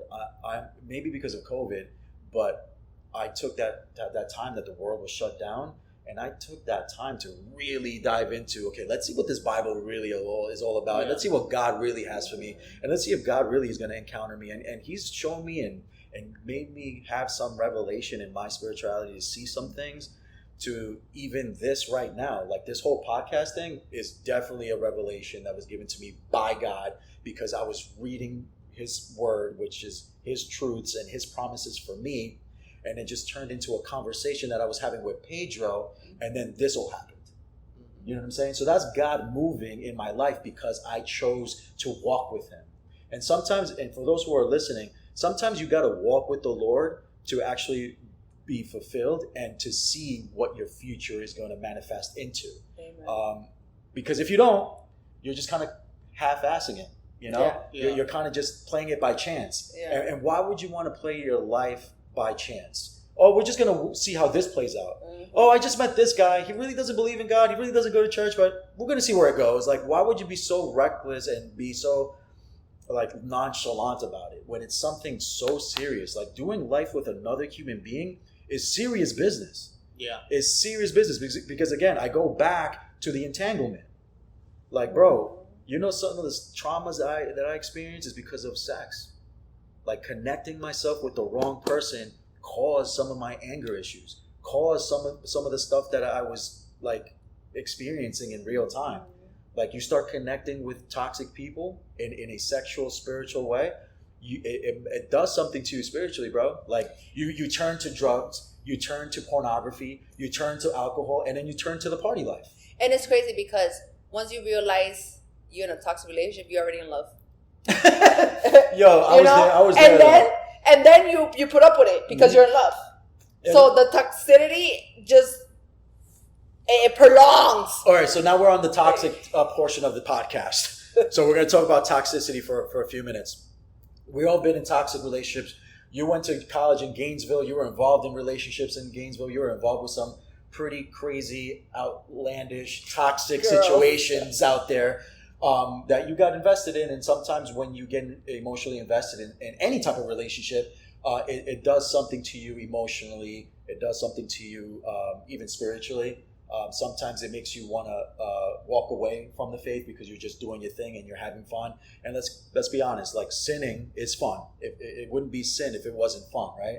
The way the devil perverted. All right, let's pause real quick. No, but hold on. Let's pause. Yeah, go ahead. I'll be right back. Yeah. Oh, you're gonna go to the bathroom? Yeah. I was gonna say reintroduce that without pointing at me. Because Ashley's gonna see this. No, but I'm saying like. Para ella le da vergüenza. But collectively. I'm just letting you know. Collectively, we've all been in situations where we've been in toxic situations, right? And I forget what I'm bad with pastors saying some of this. Just some of the stuff. Redo, cut this, and then redo it again. So it's fun.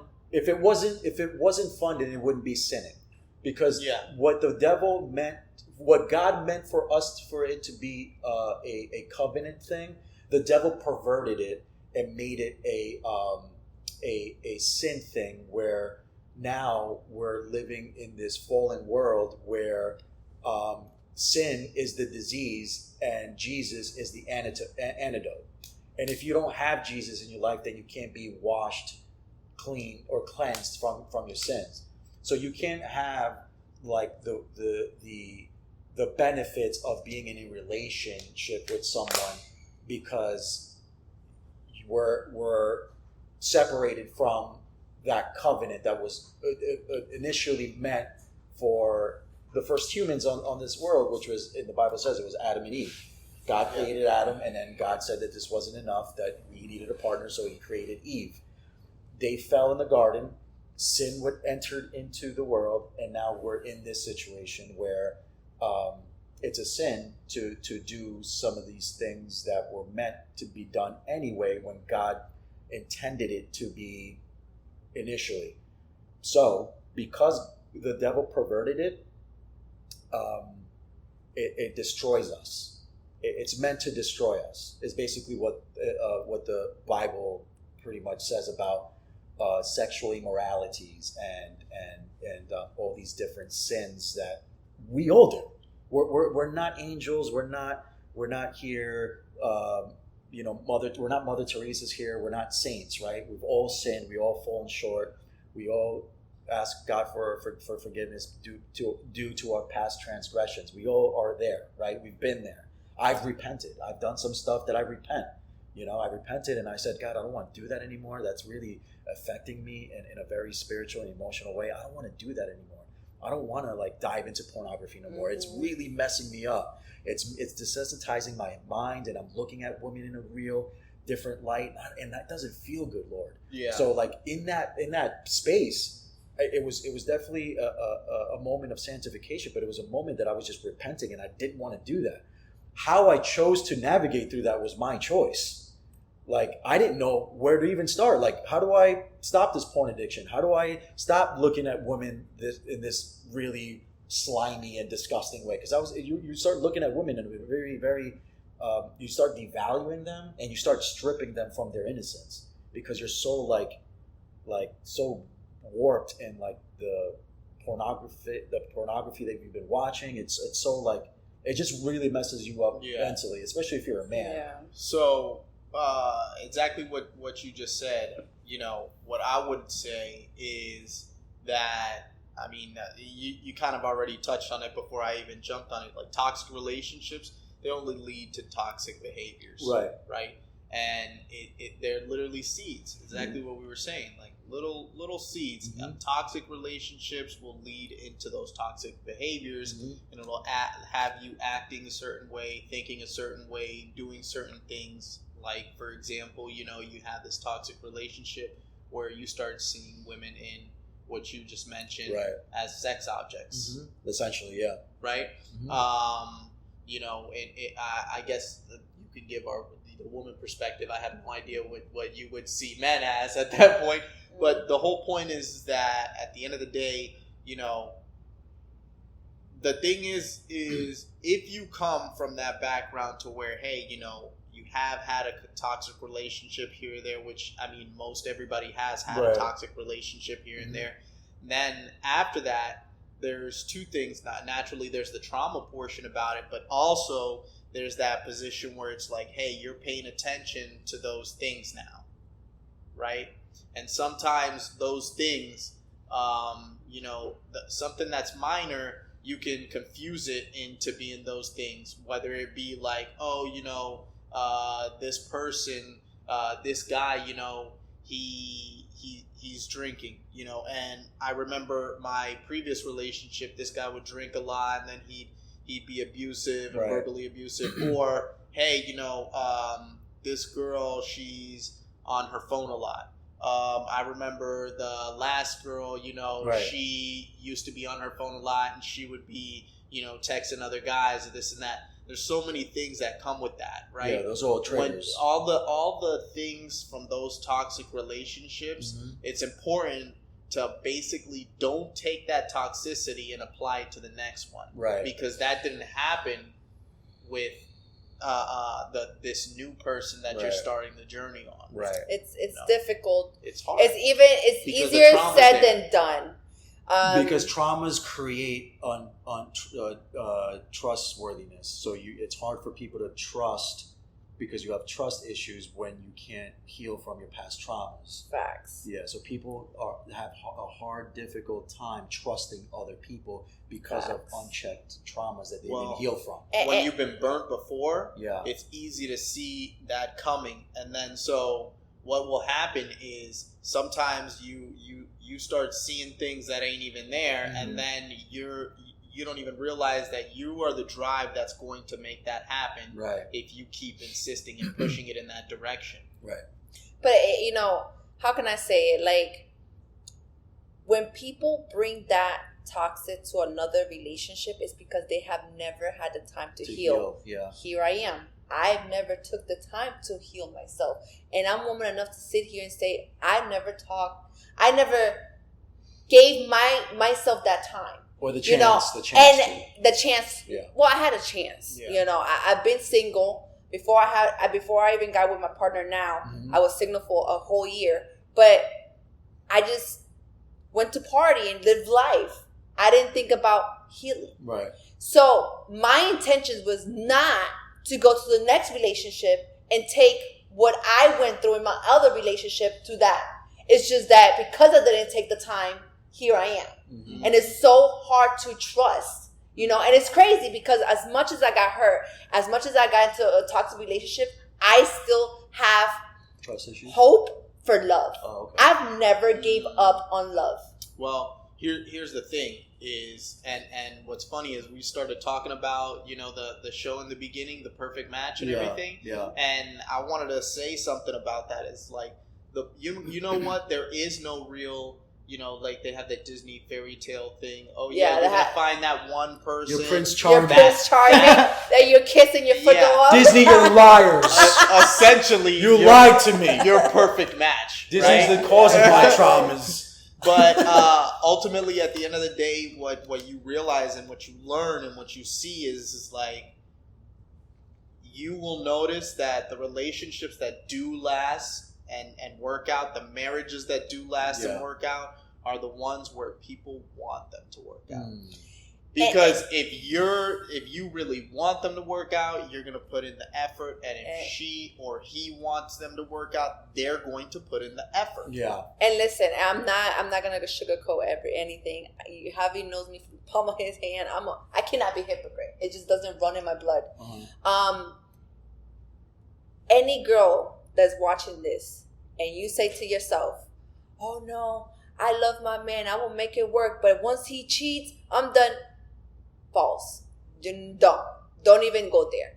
When a woman is really in love and wants to make it work, she will do whatever. She will drag that man to church. She will drag that man to therapy, but will make it work.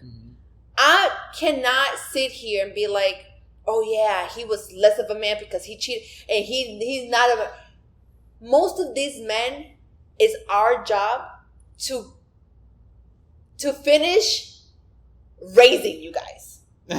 Literally. You know, there is a lot of men that you need to still try, like, teach him how to be a man sometimes. No, I push back on that. I wouldn't say that, because a lot of, and well, this is, and the reason why I say not all of men. I'm just saying a lot of men are the ones that we have to teach. I'm gonna give you where credit's due, and I'm gonna take. Yeah. Okay. So, as a man, you know, that didn't have my father at home, you know, no disrespect to my mom, but my mom has mentioned a couple of times where she had said, you know, like, oh yeah, I did the man and the woman's job. And it's like, I never had said that. I've never had went against my mom on this, but literally earlier this year, I finally just said it. I was just like, I was so out of it. I'm like, let me tell you something, lady. I'm sorry, but it's impossible for you to do the man's job. So when you tell me you did the man and the woman's job, let me give you examples. And I literally broke that down examples. And I said, did you teach me this? Did you teach me that? Oh, did you teach me this? Did you teach me that? Guess what? All of those things. And I brought up options. And I'm not going to say this here right now in front of everybody, because a lot of those things are personal. And I don't want to cross that line with my mother and everything. Right. But the whole point is that there was a lot of stuff that I would immediately could just name out and say, hey, you cannot do the man's job. I know that you feel that you did that because you spent the majority of the time raising me, and he wasn't there for certain times. You know what I mean? But at the end of the day, you can't do the man's job even if you wanted to do the man's job, because a man's job...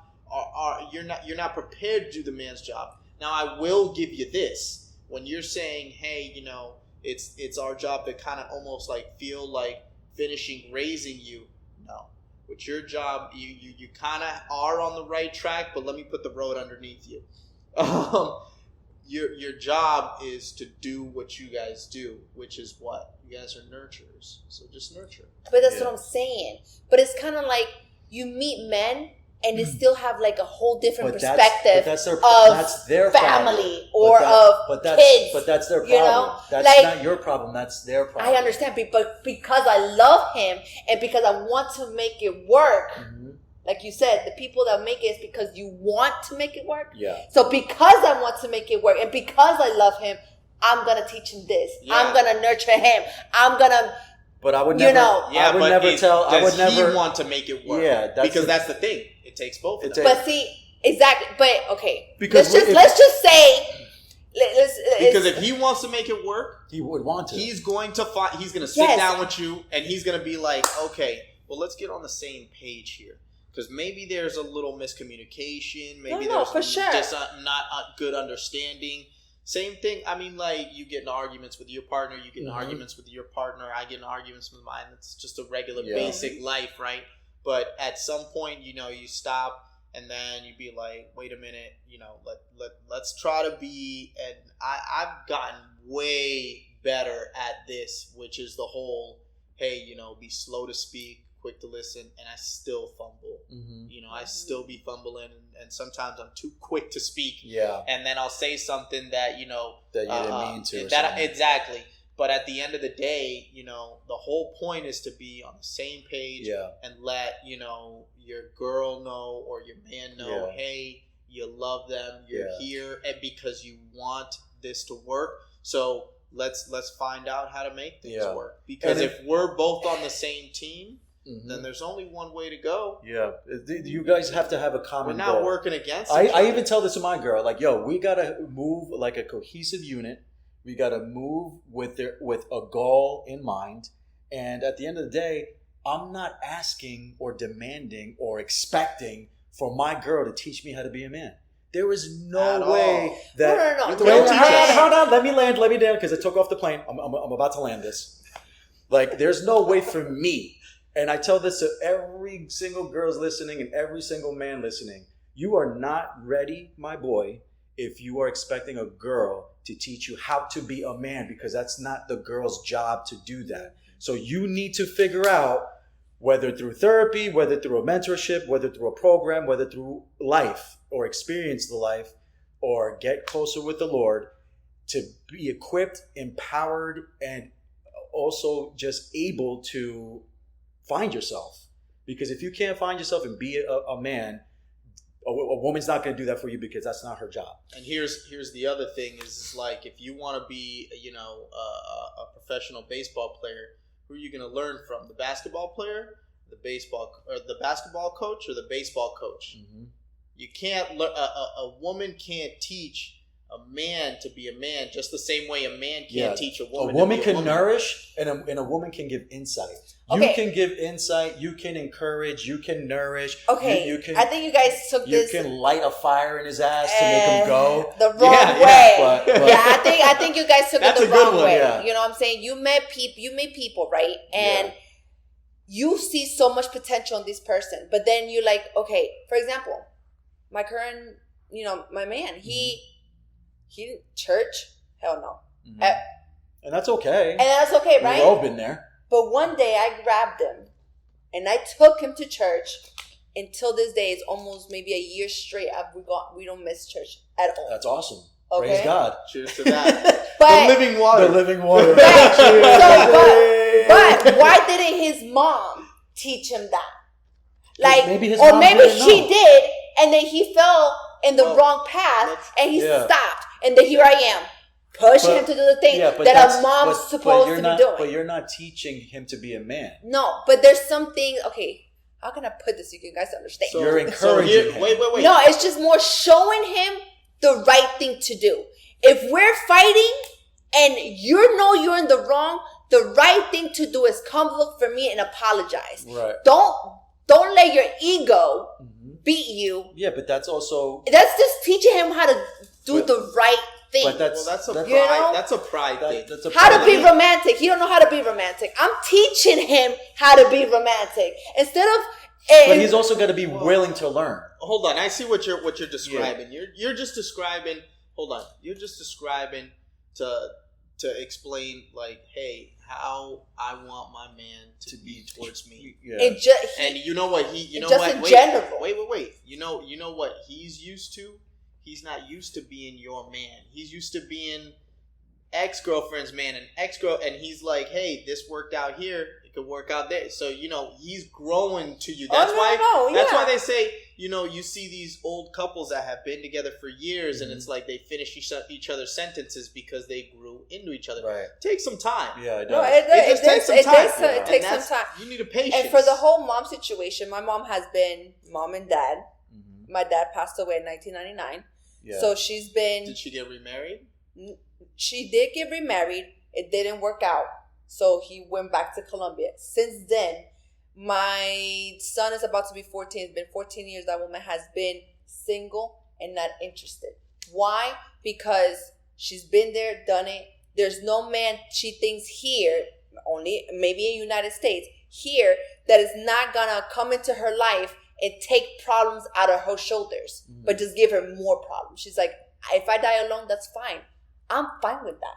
she's in peace knowing that she's gonna be alone. Now, when it comes to Mother's Day, I give her a present, her flowers. When it comes to Father's Day, I give her flowers, her balloons, and everything like it's a father, because even though I had my dad for 9 years, I think to myself, what could my dad teach me that my mom didn't? That's because you're a woman. Okay. So the now, dad. Let's say it was the other way around. So you have my brothers. No, yeah, but I get it. But I'm sure that you feel more passionate about that because you're a single mother, or you were a single mother, right? I'm sure that you feel that way because you were a single mother and everything. So you're like, oh yeah, I'm a single mom and that. But this is the thing is that, say, it wasn't your mother. Say it was your dad. Would you give your dad flowers and balloons on Mother's Day? Yes, I would. I would be like... Yeah. I would weird. Because this is my dad. This is not... Though. We have to stop thinking about this is so weird. Men don't receive flowers because why? Who made that law that men cannot receive flowers? My favorite flowers, roses, and orchids. So that's what I'm saying. Who made that law for my birthday, give me orchids, okay? Who made that law that men don't deserve flowers? Or because it's corny? Or because, oh my God, it's so weird? No. So why can I if my dad was alive, why can I give him a gift or flowers or make him a dinner like I do to my mom? Yeah, why should I treat him different than my mom? I grew up having all my aunts and my mom telling me that men and women are different. And I think we talked about this. And I just feel like we're not. You know what I'm saying? The only difference we have is different testicles, and that's it. But it's just like, I had an aunt that she did the same job as a man, construction, literally. She up in the roof doing the same thing as a man, doing hammers, doing this, doing that.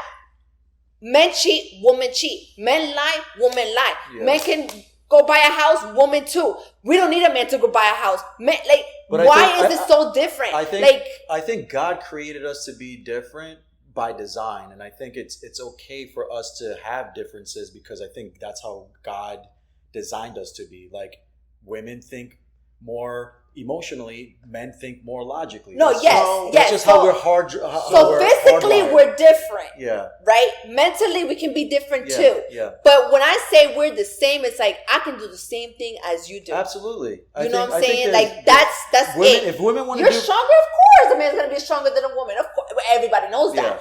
But I think men will have the upper hand in the construction industry, of course, because men have more brute strength. They move different. They just do math different. For example, right now we're in the era like we grew up thinking like the man is the head of the household. The man has to provide and protect. That's biblical. That's biblical. Yes, okay, and it is right. Mm-hmm. But we're growing up splitting bills with the significant other.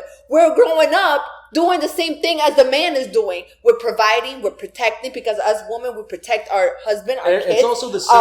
It's also the system that you allow your marriage to work in. Like for example, my mom and dad, they never separated. They never got a divorce. But they're coming from an era back in the day. Yeah, but what financially, since you mentioned money, the thing that happens to work for my parents, and I know this because I just grew up knowing this, a shared bank account is what worked for them. Not everybody, but it's not for everybody. So whatever it is, I encourage any young married couple, like whatever works for you, do it, and then know the roles that you guys are going to play, because I think it's so important for the husband and the wife to know the roles that they're going to play, and don't feel pressure either. And don't feel pressure, because once you know your role, once the man knows his role, once the woman knows her role, it's going to make life so much easier. For sure. So much easier. So if a shared bank account isn't going to work because of logistical things or maybe financial things, and it's not going to work for you, then maybe it's not for you. But for other couples, it does work in that financial sense. It just takes a lot of patience and a lot of maturity to end up where you want to be. Yeah. Like I had to experience the whole sharing account. Like I said, my father and my kids left me with $1,000 in the bank account. That for me was it. Never again. I can be married again. I can love my significant other right now to the moon and back, but I would never put myself in that predicament again because of what happened. And he can be the best man in the world. He can pay all the bills. He can show me he's the best, but I would never. Because that's it. I had to go through it I think one also, time. when it comes to finances too, I think it's the heart behind it. Like, yeah, if you got it, you got it. And if you don't, communicate that with your wife. Like, yeah, I don't got it this month. Communicate that. You know what I'm saying? I think communication is so much important. And that's what's showing right now in this era. A lot of relationships are going happy because nowadays women are making more than men. Not only that, but they're just not communicating. They're just not communicating. Okay, let me say a couple of things. he's filling up. I like to let people speak, you know, like finish your thoughts and everything, because I was there a couple minutes ago. I'm taking notes in my mind and everything. Yeah. So, one thing that you said was you're like, oh, you know, men are the head of the household, this and that, but we're paying the bills 50-50 and this and that. I mean, you said it yourself. Yeah. Hold on. Wait. You said it yourself, like, hey, you know, women are making more money than men nowadays. And I mean, like, you guys fought for that equality. But this is the thing. I'll say this. Fair is fair. There's a lot of points when it comes to both genders that it's like, oh, yeah, it's hard to say, but I'm going to say it anyways. The thing is that, you know, there's a lot of, oh, let's be 50-50, 50-50. Oh, yeah, you know, there's no head of the household, 50%. But then you guys don't want the 50% on the other hand. You know what I mean? The 50% that doesn't benefit. So you guys don't want 50-50 on bills. You guys don't want 50-50 in custody when you know, parents separate. But you do want 50% when it comes to leading the relationship and being the head of the household and this and that. At the end of the day, it's being the head of the household has nothing to do with the 50-50 thing. Being the head of the household is just what the Bible calls us as men to do, is to lead our relationship, lead your family. Be the spiritual leaders. Yeah, be the spiritual leader, because guess what? God is going to call us. God is going to hold Javi into account. God is going to hold me into account. God is going to hold your man into account. And so what did you do with the family that I blessed you with? You know what I mean? Did you lead them to the foot of the cross? Did you bring them to church? Did you show them, you know, the way that I want you to live, or did you show them the way that you want them to live? And the Bible says you have to die to yourself and pick up your cross. Do you do that on a daily basis? And that's a struggle for I mean, exactly. I can understand where you're coming from. Here's this other thing is, like, you know, as you mentioned before, nowadays, you know, statistical numbers wise, like, females make more money than men do nowadays. You know, and it's crazy that whole, like, oh yeah, the wage gap, that idea still exists out there. There's so many females that are making more money than men, and that's not no fault of the men not working. There's a lot of men that are pushing and trying to work to make that money, but there's a lot of more opportunities for women nowadays. This is just the generation that we live in. But I'm sure that there's always, like, waves. It's always going to go back and forth, right? But the thing is, you know, what is it that really matters? At the end of the day, you know, if you're contributing what you can contribute, if he's contributing what he can contribute, and at the end of the day, the bills get paid, and you guys have enough to do extra things, like go out on your dates. But see, I'm not a typical normal woman. I'm a woman that comes... High maintenance? No. and Javi can say, I'm truly not. He knows. I'm truly not. Yeah, he knows because we talked about it. I grew up, my mom until this day, she can never get along with none of my significant others.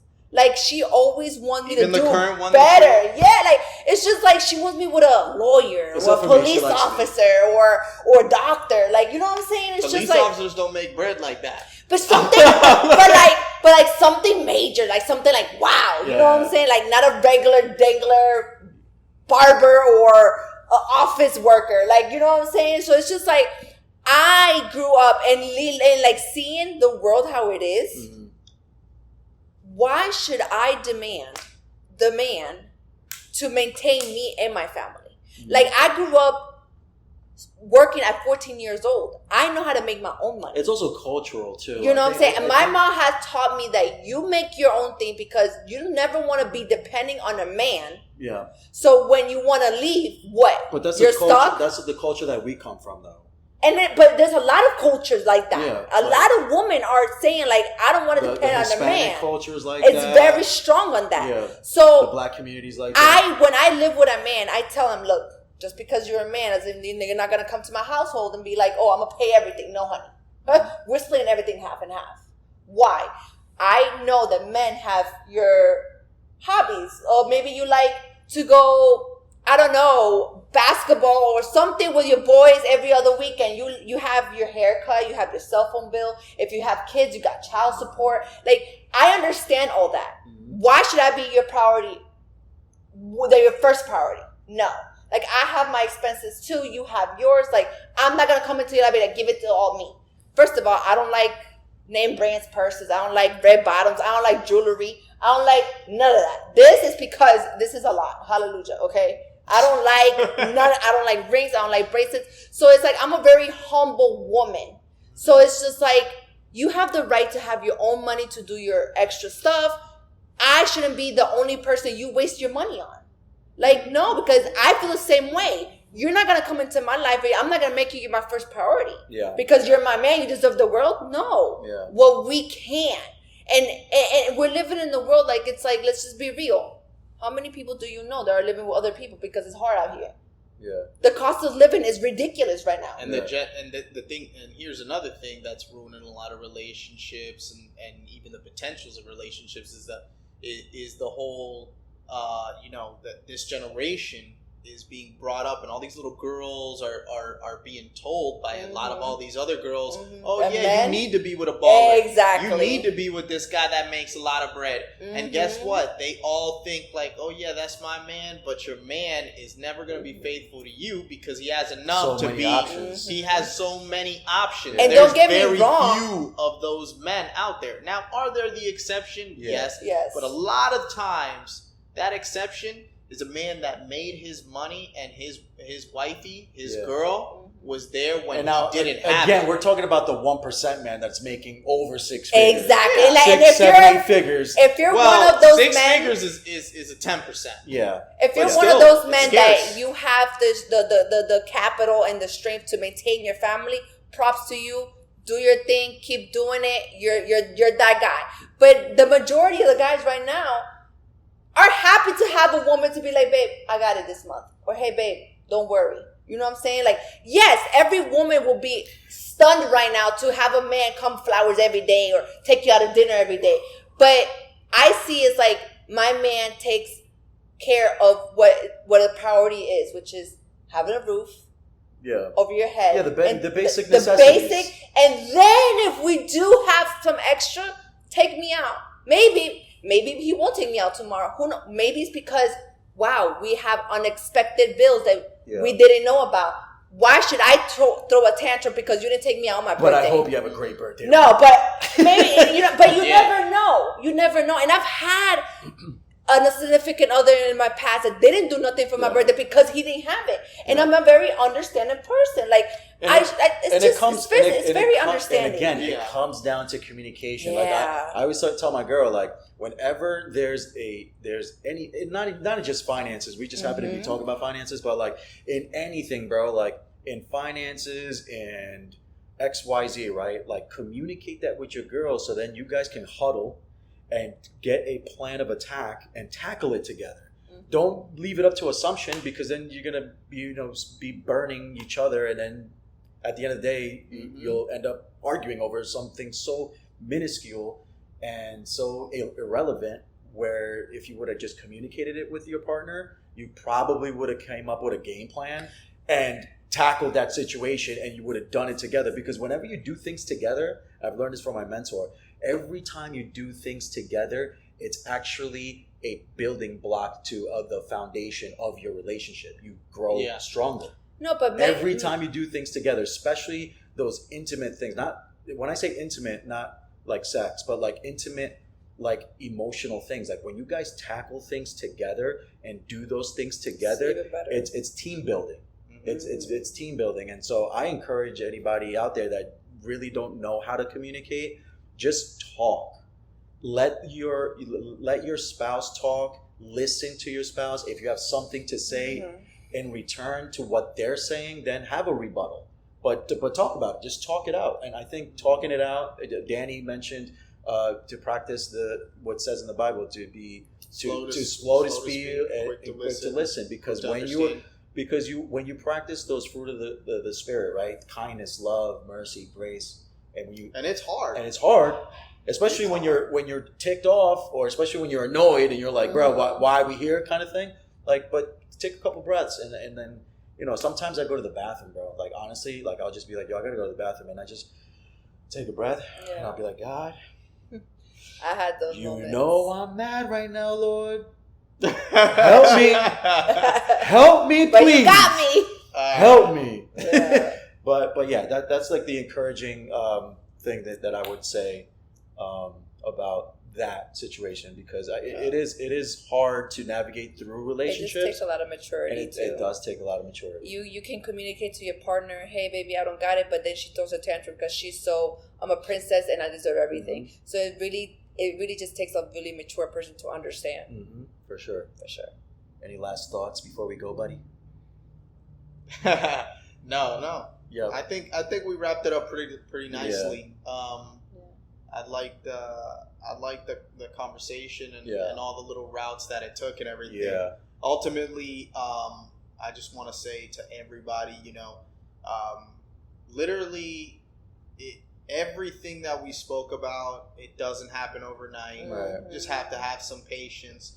Work at it, at everything. Work out with your partner. Work at it with the whole, the traumas yourself. of the past, the toxic relationships, the finance situation. And we're not therapists. And just pray. So if you need therapy, do not come to us.